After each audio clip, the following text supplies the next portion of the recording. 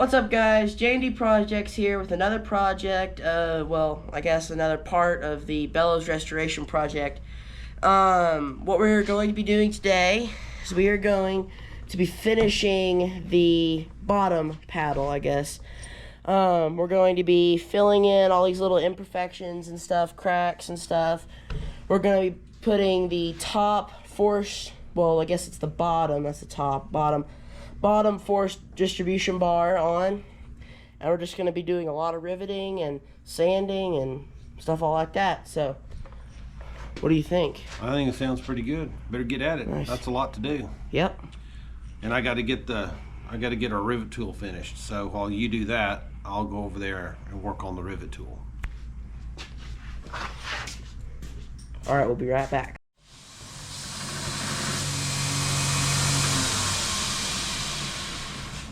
Okay, Dad's making his tool, so there might be a little bit of power tool noise in the background every now and then, so bear with me. So what we're going to do is we're going to start making the wood filler for the cracks and stuff. What I have here is just a little cup full of sanding dust, I guess. From this, I did a little bit of sanding on the surface, kind of get it smoothed out and stuff like that. And what we have here is just some normal wood glue, and we're going to make a very thick paste, but make sure there is enough glue, you know, so it adheres, you know, has a good stick to it. So just kind of put some more in. It might be a little white right now, but once it dries, it'll be nice and dark. So just a thick little paste. And we're going to start applying that right now, I guess. So I'm going to get y'all flipped around so y'all can see what I'm doing, and be right back. Okay, guys, so I got y'all flipped around. We have our wood filler right here. And we're just going to start mashing. We're just gonna start kind of working this stuff down inside to the hole. It won't fill it completely, but it'll fill it to the surface to where it'll look real nice. So just kind of. It's already been epoxied, right? We epoxied it together. We used or wood glued glue, it. Yeah, glued it together. Yeah. And so it's already got, but you just have that little bit at the top. Just that little bit on the top and the bottom. Well, yeah. So we're just gonna keep on working this in this little gap there. So and then when we're gonna scrape this stuff up, we're gonna do sanding with some maybe 180, probably mostly 220 grit on this, just so we don't scuff the wood up too much. Don't want to do that. Avoid scuffage. So we're just kind of, you do need a little bit of a thick layer because sometimes the wood filler will sink down as it dries, and it will still have a depression. So kind of pack it up top a little bit and then let it dry. And then by the time I get all this done, I'm going to show y'all what I do next. So okay, guys, so we just got done filling in all the cracks, and now we are going to come with a little thing. I know it's metal, but if you're gentle, it won't hurt the wood or anything, because I don't have any plastic ones this small. So I'm just going to kind of start right here where y'all can see it good, and just kind of even it out. Because there's a little bit of like cracks that'll spread out to the side, kind of like that and stuff like that. So just kind of even it out a little bit, not too aggressively, no aggressive. Make sure you get all that stuff worked down in there. And of course, there is, you know, a little skim on the top. Like I said before, you need that little skim because it'll dry down a little bit, and it also makes it thinner for sanding. So that's all I do.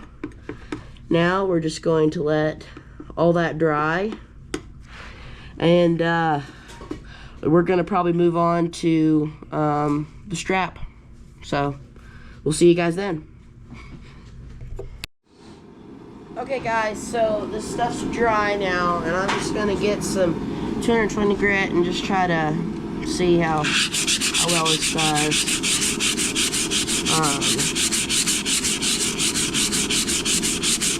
Looks like it's doing pretty well. Sorry, it's a little shaky.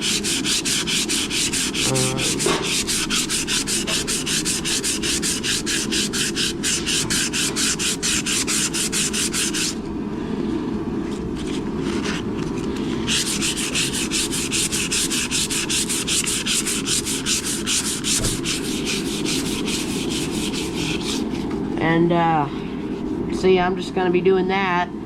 I will get back to y'all when this is all wore down. All right, see you then.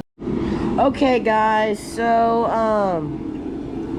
like I showed you before, all of the stuff dried, and I just sanded all of it off flat. There's some fill-in areas, which is kind of nice. And right now, when I think in part 2 or part 3, we took a filter off here. Might have even been part 1, I don't really remember. But we tried to unscrew posts that came out from over here. Over here he glued them in and they sheared off. And I filed this one down, and I'm starting to file that one down. So that's all I'm doing right now. Next, Dad's over there working on, I think he's making rivets right now for the supporting strap. We're gonna make a strap here in a second, work on the other one, the first one that we made, and after that we're gonna start assembling it. So see you guys then. Okay guys, so I checked with y'all in. I checked in with y'all. I got all those flush now, and well, this thing is very dehydrated. So what we're gonna do is I'm gonna use some of this teak oil here and start not rehydrating it, but giving it a little bit of well, it'll keep it from cracking any more than it already has. If you're gonna rehydrate it, you know you have to do the water in the vacuum chamber and stuff all like that. So we don't have the ability to do that. And I'll check with y'all here in a second. Okay guys, so I got oil and stuff. I misspoke earlier. I didn't mean water, I meant cactus juice for stabilizing wood and stuff. So but we're just using oil here. Yeah.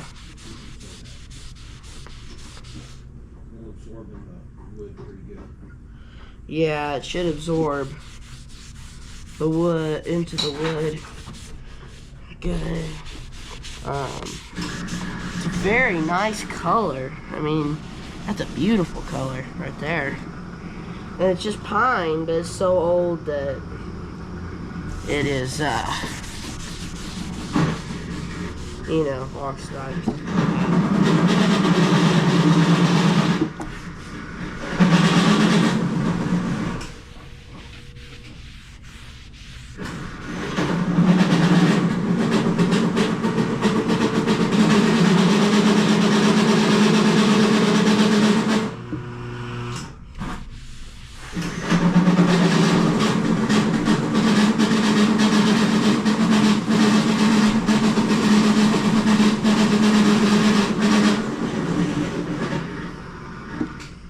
Sorry for all that noise. Dad's making a jig in the background. It's smoking hot too. Yeah, he's using a metal cutting hole saw, and those things are loud when they work.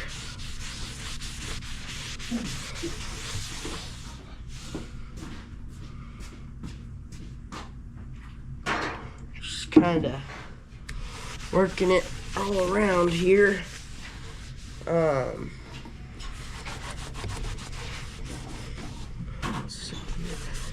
Y'all can't see into this, bevel right here.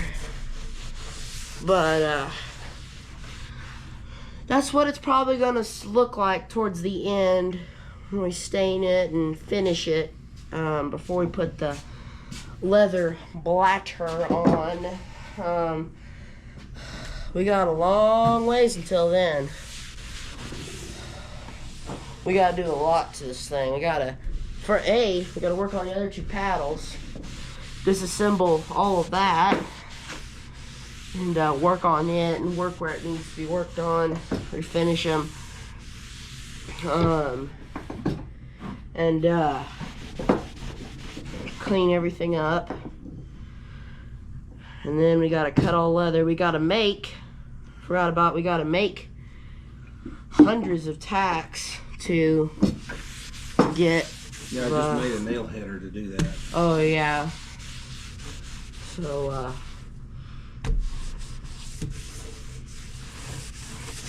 you're just really soaking this stuff up. Yeah, it's probably gonna take a couple of coats, let it soak in, and Yeah. let it dry. And Yeah. then come back at it again. Yeah, we're gonna have to get more teak oil too. I'm just about out. Well, I'm gonna do the stuff behind y'all, and you can see the before and after right there. That's bare, that's finished.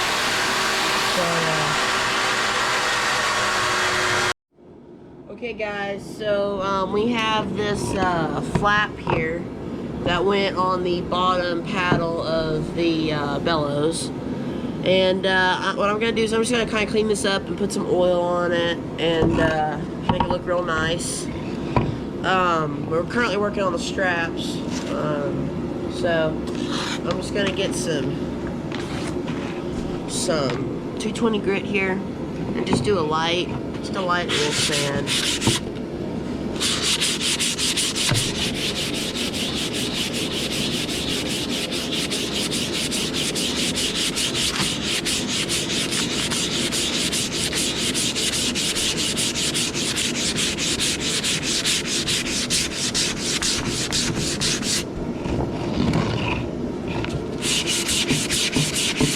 When we're cleaning two surfaces to get ready to glue, we use some window cleaner to get some of the coal dust out. I might do that with this flapper once I get done sanding it.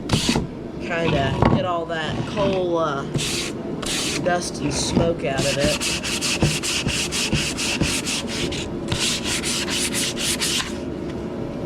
Alright, let's see here. Alright, yeah, that looks pretty good. So I'm going to probably just finish working on this side.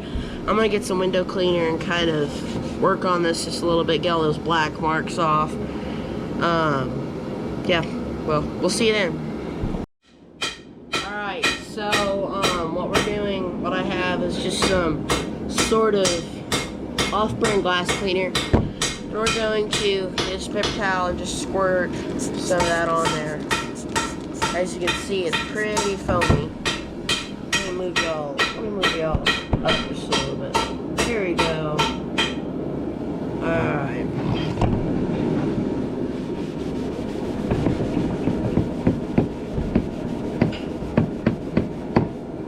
Look at all that junk coming off there.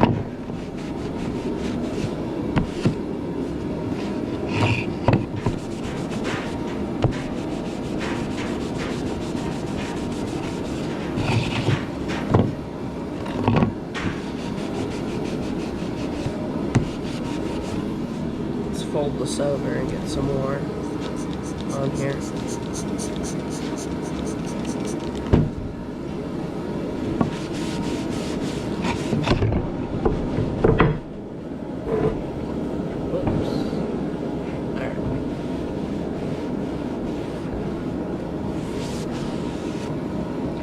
Okay. So this side's all nice and clean. I'm gonna start working on this side. Just a little bit of 220 sandpaper.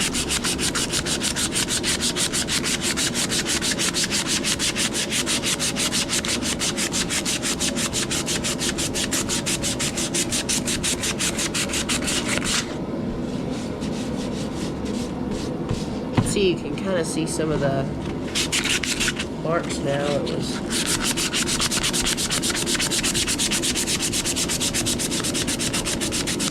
Let's see what this middle's gonna look like with some cleaner.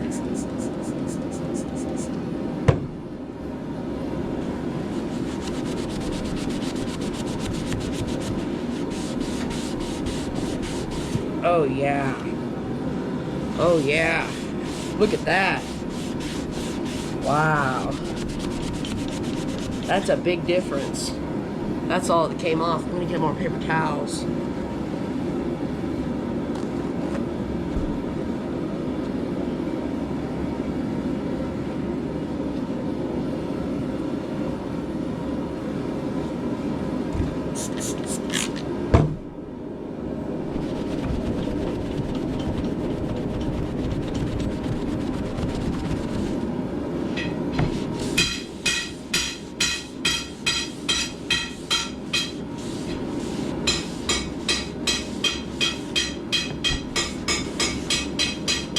Nice, that's looking nice, guys.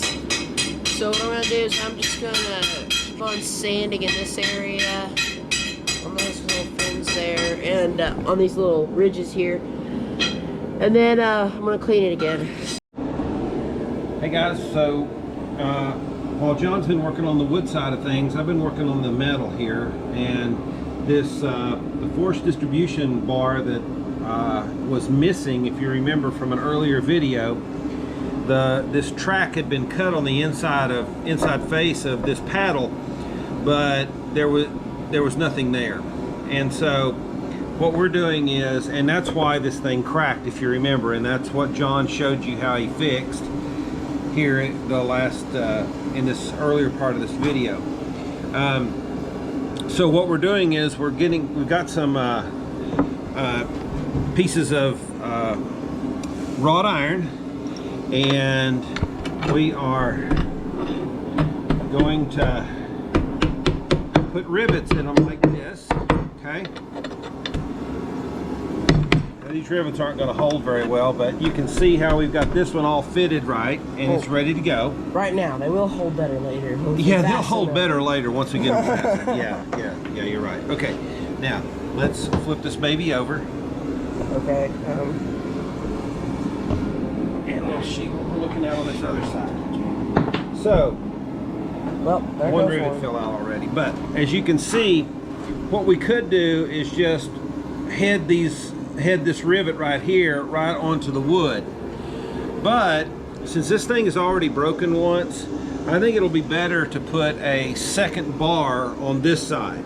And so that's what we're working on right now, or I'm working on over at the forge right now. And even if you did that, it could compromise the wood around it. It could, yeah. And so, you know, we've seen where, like, he riveted on the inside. Exactly. And so we're going to put another piece of wrought iron right here, and that's what's in the forge right now, heating up. And I'm finishing beveling one side of it. So let's go over there and finish that.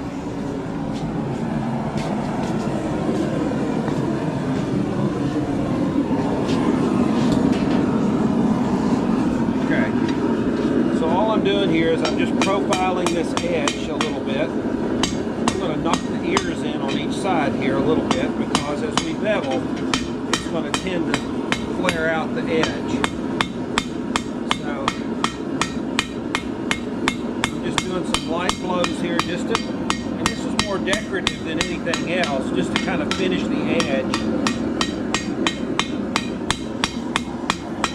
I'm not doing anything really fantastic here. Just putting a little bit of a curvature on this.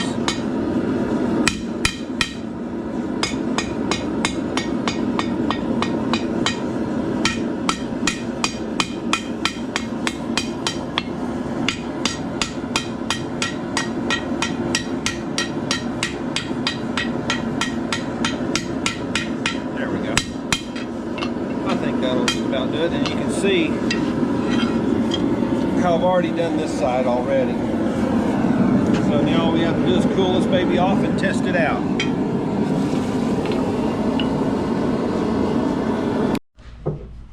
Okay, we got down here, John, so you can see this. We got our one bar in on the inside. We're gonna have to, but we got to drill holes and make sure that these holes are exactly paired with the holes that are already here. So what we're going to do is we're going to clamp this thing in place, and then we're going to drill these two holes, and then we're going to move our set pins over and drill those two holes, and that'll make sure that we have exactly matched up holes between the three pieces of material, the two pieces of metal and the paddle wood.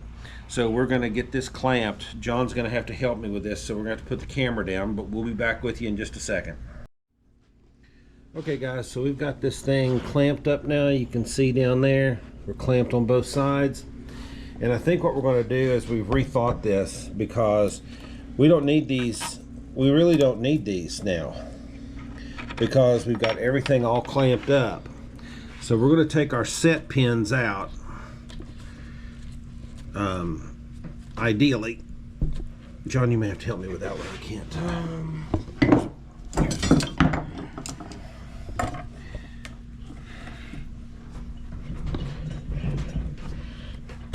Okay. All right. Now our holes are still all lined up because we're all clamped up. And what we're going to do is we're just going to mark the where these holes go, and then we're going to move to the drill press and finish it out. So John, you want to get these marked? Yeah. That should be enough of a mark.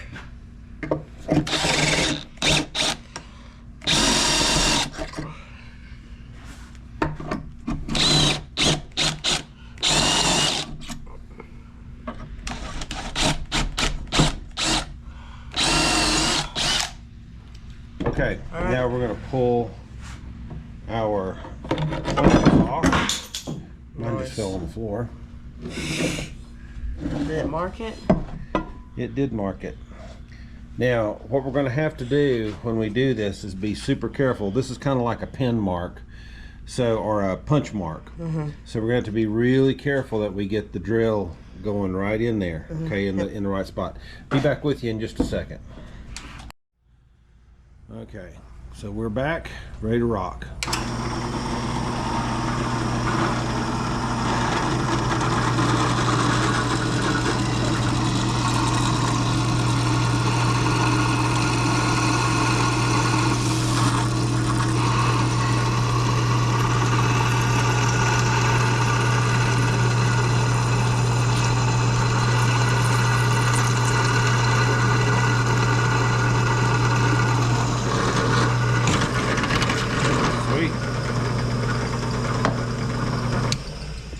Now we're just gonna come over here, brush these shavings off, and use those little burrs, just kind of knock those little burrs off. You got your hole? Looks good. Okay, now we're just gonna do this 3 more times, and we'll be back over at the Bellows. Okay, so we've got this thing clamped up, the holes are drilled, and now he's sticking the rivets in. And so this is what the bottom outside will look like now. Now, because our piece of wagon wheel or wagon rim was so wide, there's a little bit of overlap right here, but I think we're just going to leave that. There's really nothing we can do about that. We could try to trim that wagon wheel down or maybe forge it down, but I think we're just going to leave it. I don't think it looks bad at all. It looks like, you repurposed something. Yeah. That's what they would have done. Yeah, it does. So. And, there's another thing too, just note, we drilled these holes, as you can very well see. You just watched us do it. We didn't punch them. We could have punched them, but that does take we have to balance it again. It's a balancing act, right? We want to try to be, period as we can be. At least we want to be period with the materials, and, some of the techniques that we use might be modern, but I think that's just kind of the compromise we're having to make. So we went on ahead and drilled those holes. So now we're going to work on if you can, I don't know if we can see this or not, I'll try to get into there to show you, but you can see like right there is one of the rivets. It's sticking down. So we're going to have to flop this thing over, and we're going to have to put our rivet in one at a time, heat them up, get them red hot. Probably there. And we'll drive them, make heads on them to seal them on the other side. So that's going to be our next step. So we got to get the forge fired up. We're going to have to think about our process for getting red hot rivets into place, and then being able to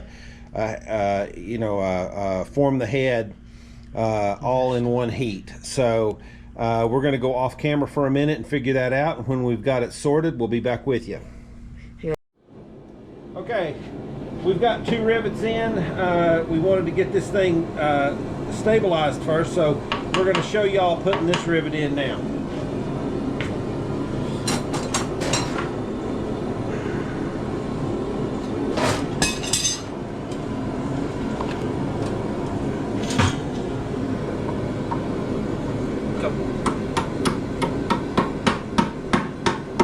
Good. Outstanding.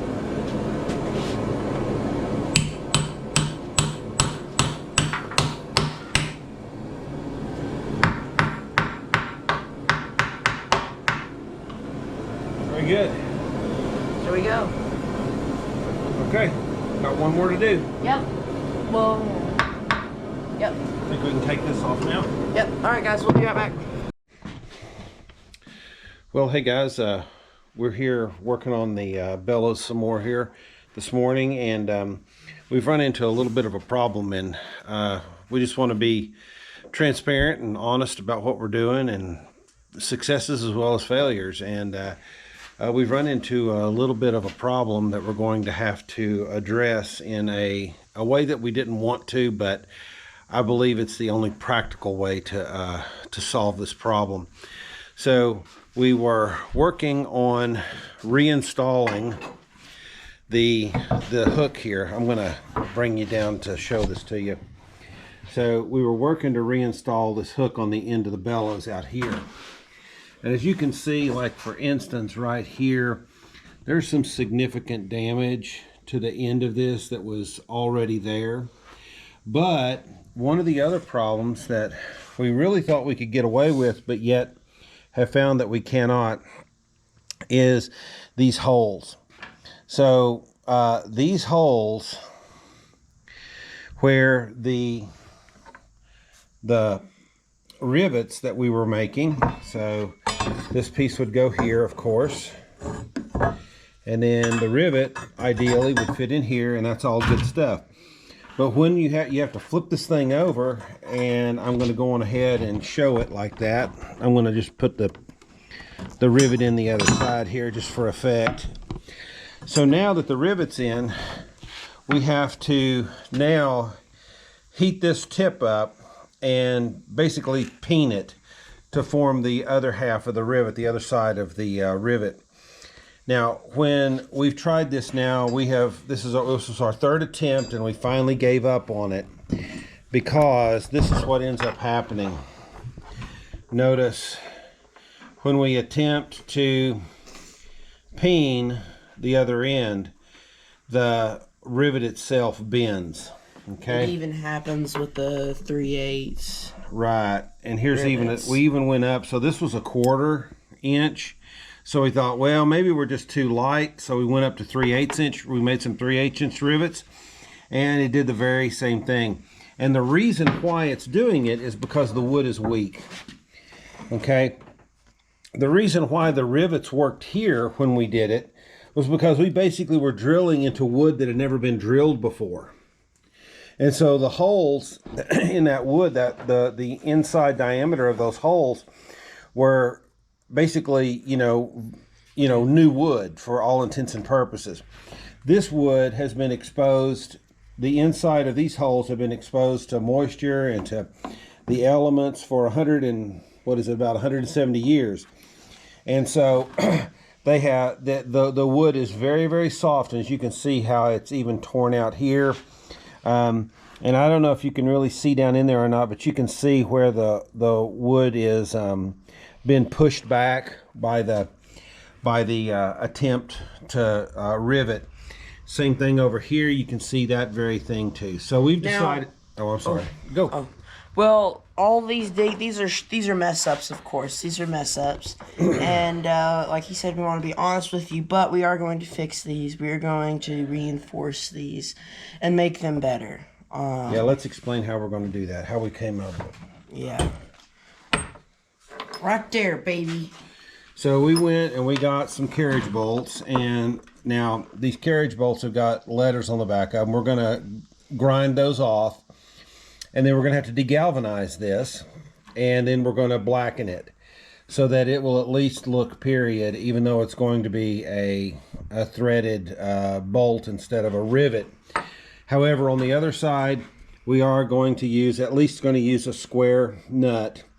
That would at least be, it's probably early period, but at least it's later than the period than this Bellows, but still at least it's in keeping with 1800s era technology. And it looks kind of like a rivet, I guess you could argue. It looks kind of like on the outside you can't tell. It's just that it's a little bit deceiving because it's really a bolt. It's not a rivet. Like I said, we could have done this without saying anything to anybody, but just feel like it's better to be honest and upfront. And so, but that's why the rivets failed back here, but they worked just fine up here. So, any rate, that's where we are right now. So we've got to do a little bit of work here. Several things has to happen to this bolt. First of all, we got to get rid of the square fitting here on the inside of that head because it won't fit down in the 3/8 inch hole. So we got to grind that off. We need to take care of the letters on the head here. And then we need to degalvanize it. Now, when we get to the degalvanizing stage, I'll show you how we're going to do that. Very simple, but it would look really bad. Let me just show you what I'm talking about here. It would look really bad, I think, to just stick that bolt in like that and have that nice shiny zinc shiny bolt on up against that piece of wrought iron.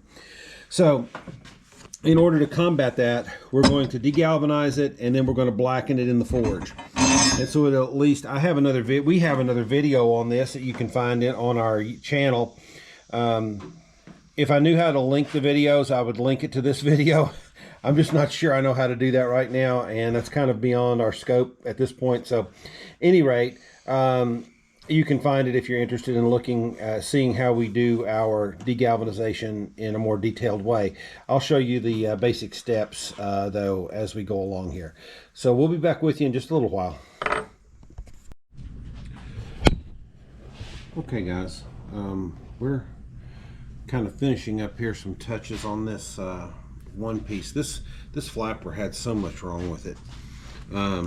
If you remember, there was a modern like filter that was put on the outside of this inlet here on this bottom flap, and it just simply doesn't need to be there. But we are going to take and put a wire screen on here, just an open wire screen, and we're going to glue it down, and then that is just to keep varmints from possibly crawling up in under that flap and getting into the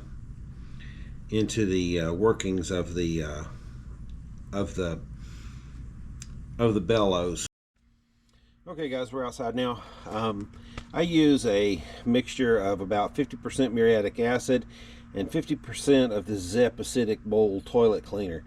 Muriatic acid is basically HCl. It's dilute HCl, hydrochloric acid. The ZEP has also got hydrochloric acid in it, but it has some surfactants and emulsifiers in it that help pull and chelate the metals and take them away as the HCl reacts to oxidize them. And so I like to add that ZEP in. It'll work just fine with 100% muriatic acid, but I feel like I get a little better mixture or system whenever I blend these 50-50. Take you over here and show you what it looks like. So here's the mixture. You can see how it's formed bubbles. It's been working over about 3 or 4 hours now. And let me see if I can pull a few of them out of here. Can't seem to get a hold of one. There it is. There's one. Okay, so there's one. Let me get them put into this bucket. I'll take them inside. I need 2 hands to do this. I'm working by myself right now. And I've got bolts and nuts in here. I think I have some washers as well. So let me get these all taken out, and then I'll take them inside to the sink in the shop, and we'll clean them up and look at them a little more closely. All right. Okay, so I brought these back in, and these bolts in, and I stuck them in the, you can see the zip is really soapy. That's what surfactants do. They're kind of soapy, make bubbles. But you can see, looking in there now, we have bolts that are nice and degalvanized.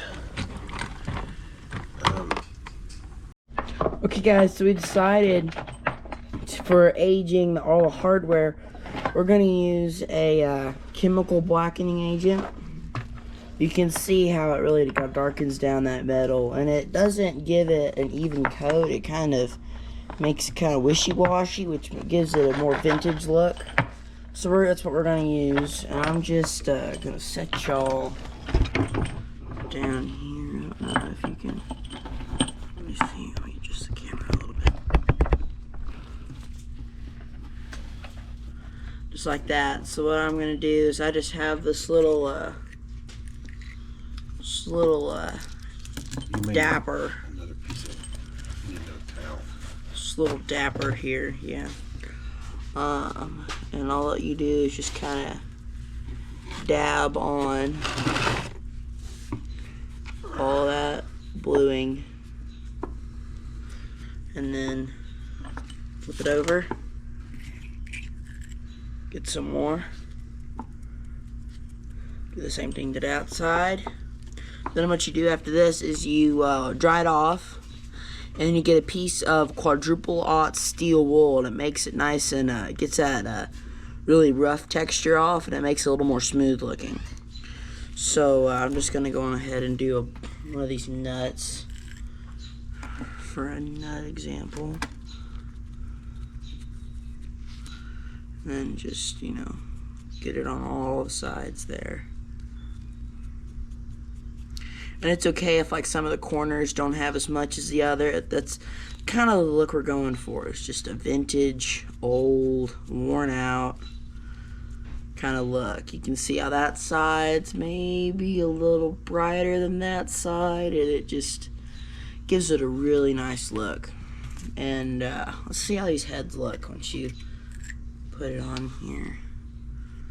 These heads. Oh yeah, look at that.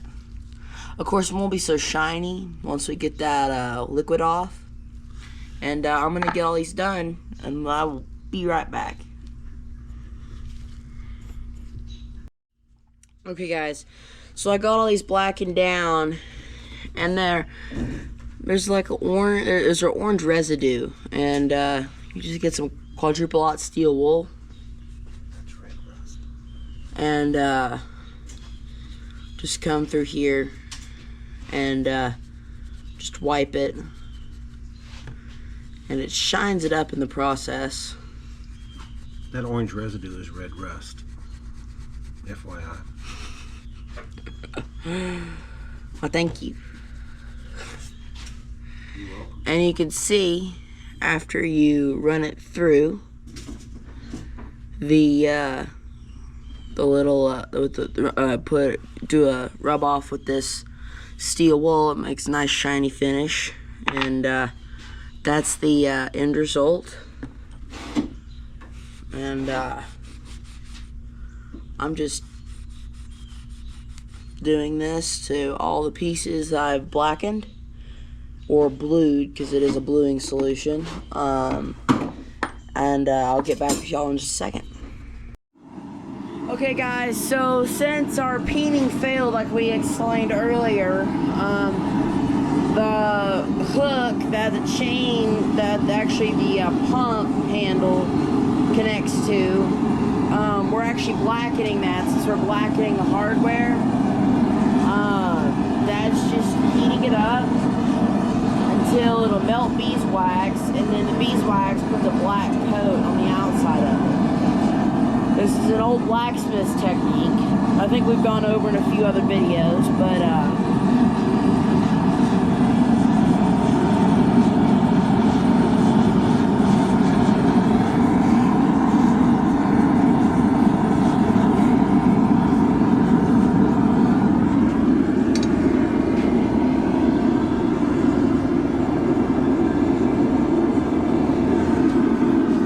it also gives it a nice, how would you say, rust-resistant coating on the outside. So, it's a little smoky.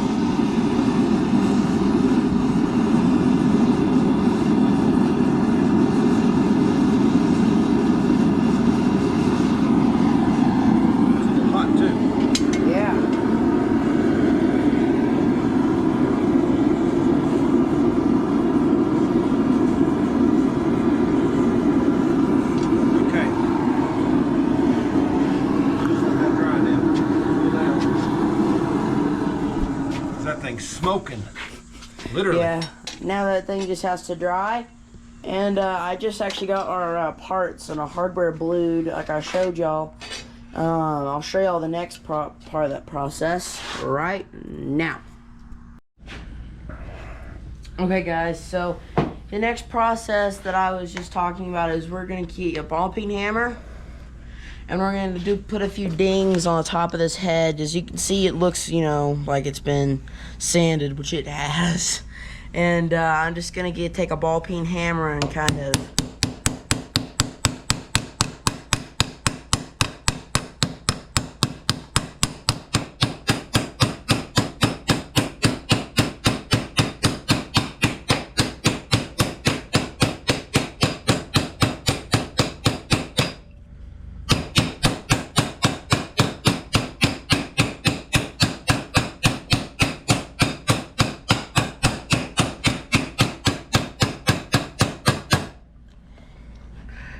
yeah, you can see it's all mucked up, which is a good thing in this case. In this case, yeah. That looks good. Yeah. We'll just do that 6 more times.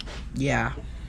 All right. He's just going to do that 6 more times. So we'll see you back in a minute, and we'll work on the flapper next. Yep. All right. So we're going to put there was a piece of weather stripping that had been put on here as the seal for the flapper. And so what we're going to do is we're going back with something a little more traditional, and that is leather.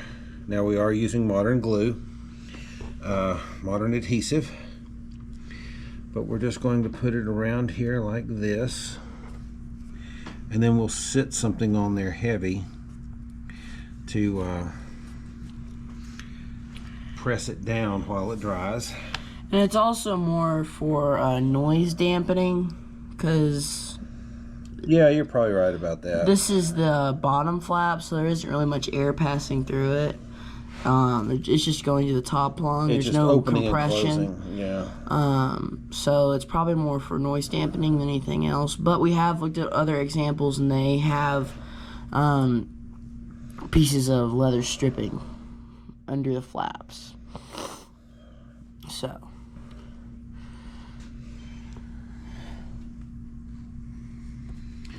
Now, the piece over here, I had to cut some divots out because we have to have the holes for the metal hinge.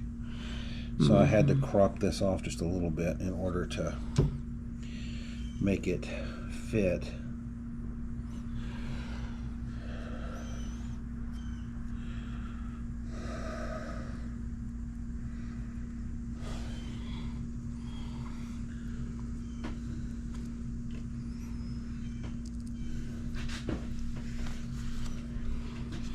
we'll seal this down here good with sit something on it that's, put a piece of wood on it, and then put a toolbox or something on it for the night. Yep, and it should be dry in the morning. Then we can put these, we can put the flapper on and put the... We'll be done. Yeah, and be able to just bolt on the, that hook thing tomorrow. Okay, there it is. Um, And then see, this flapper fits right here, and it will be going. I'm going a little further back. Yeah. Just like that. Every time the air comes in, it opens, then it shuts. Then when you do another pump, air comes in, it shuts. There is one more thing we do have to do for this flapper, though. What's that?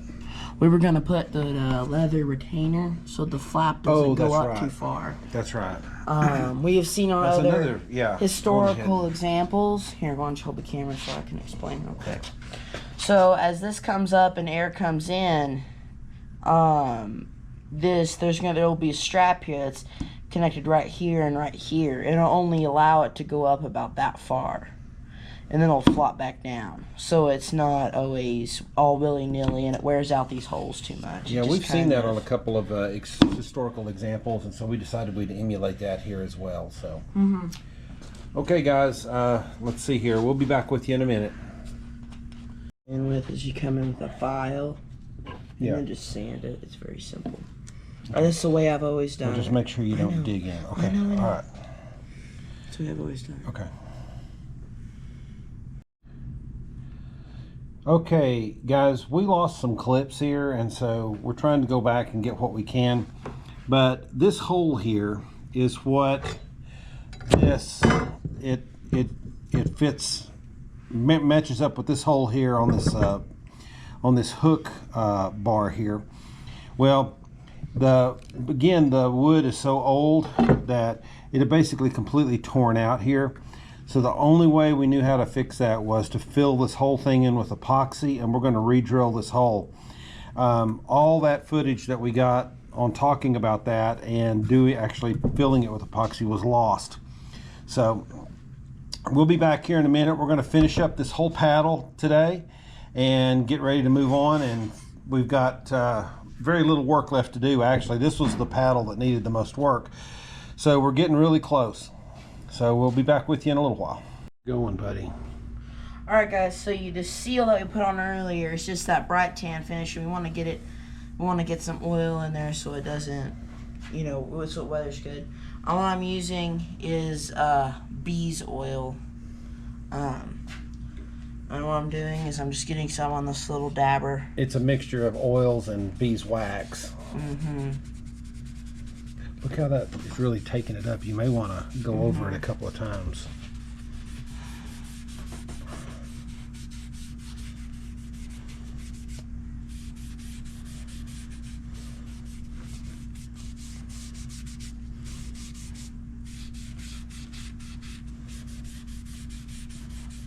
Very good. Outstanding. Now we're going to wipe all that off to get all that stuff off the wood. It won't hurt the wood, it'll actually help it, but don't want it just swishing around everywhere. Then our next job is to get the flapper on, right? We'll show you what we're Or do we want to put the bolts on first? Probably the bolts. Okay. All right, guys, we'll be back in just a second as soon as we're set up for the bolts to put the hook on. Okay, so we've got the hook bar on, and we have, as you can see, we've got 4 bolts in here right now.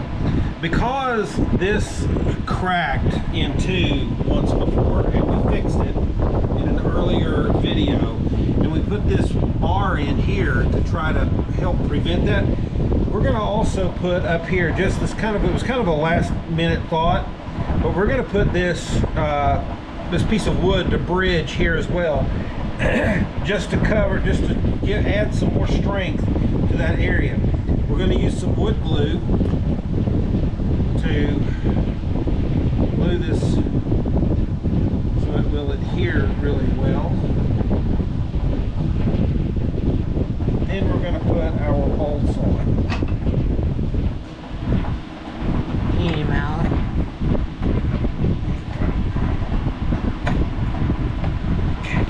Now let's get some more of the bolts in. They're all over there.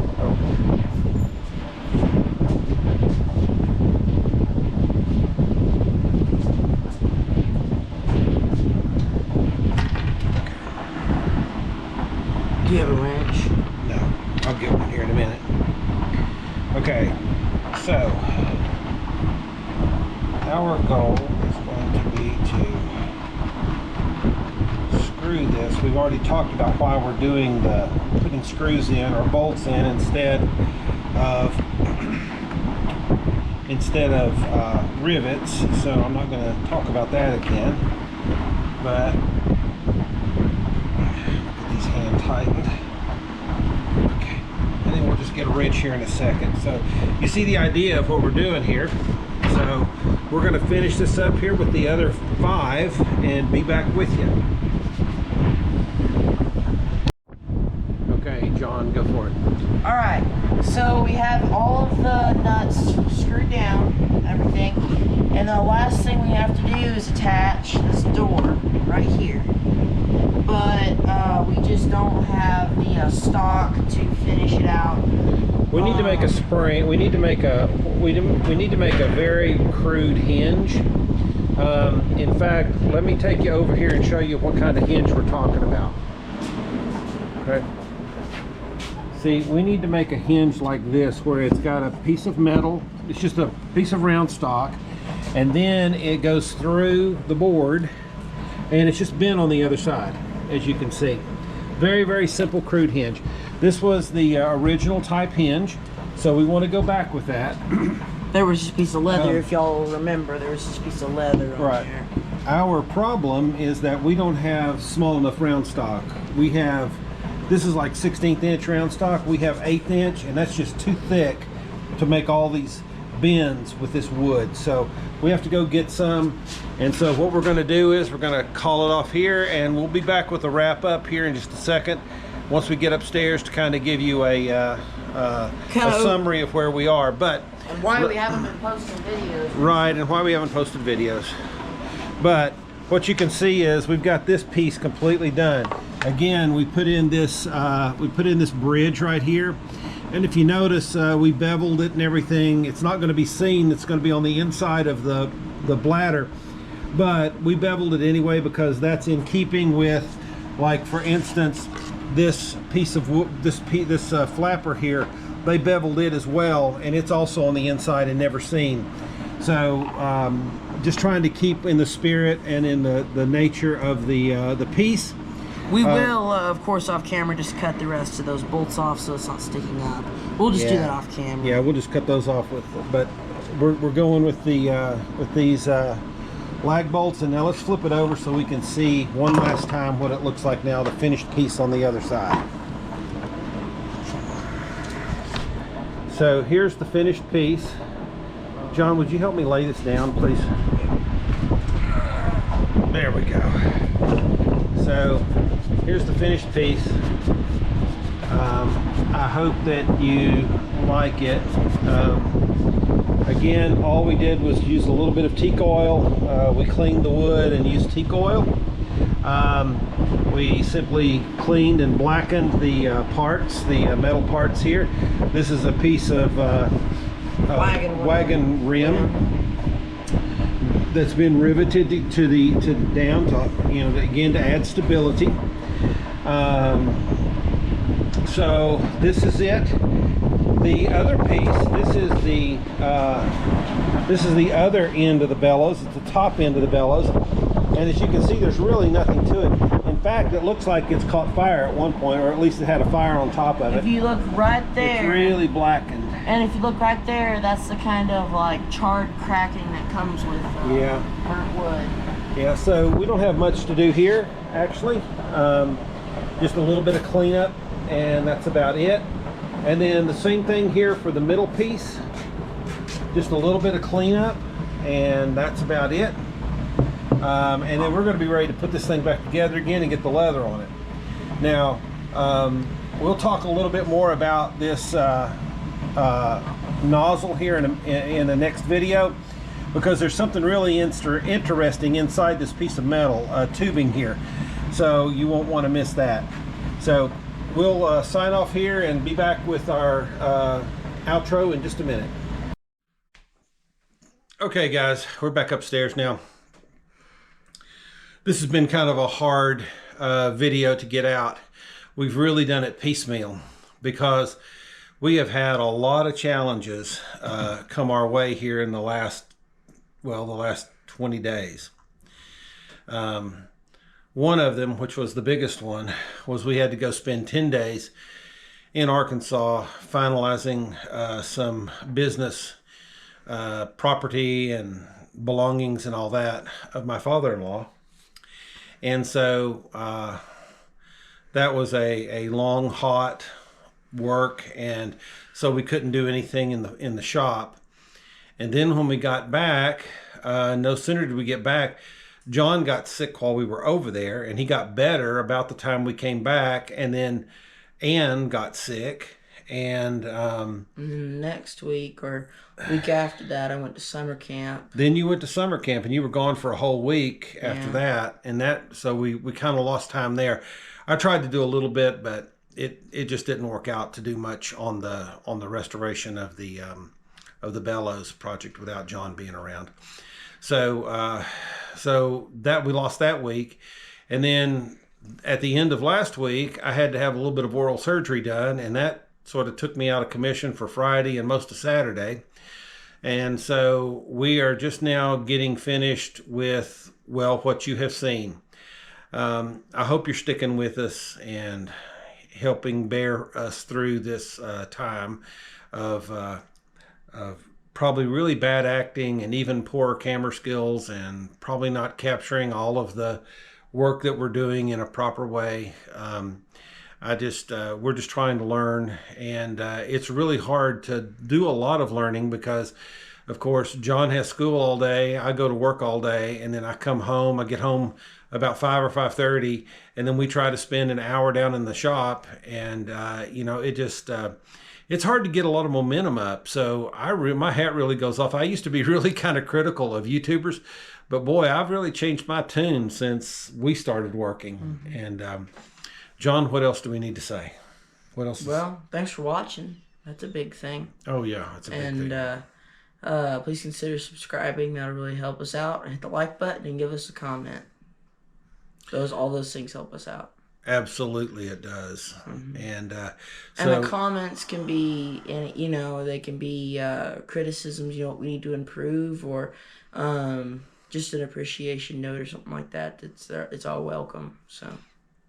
Yeah, we're introspective, and so we really take other people's advice seriously.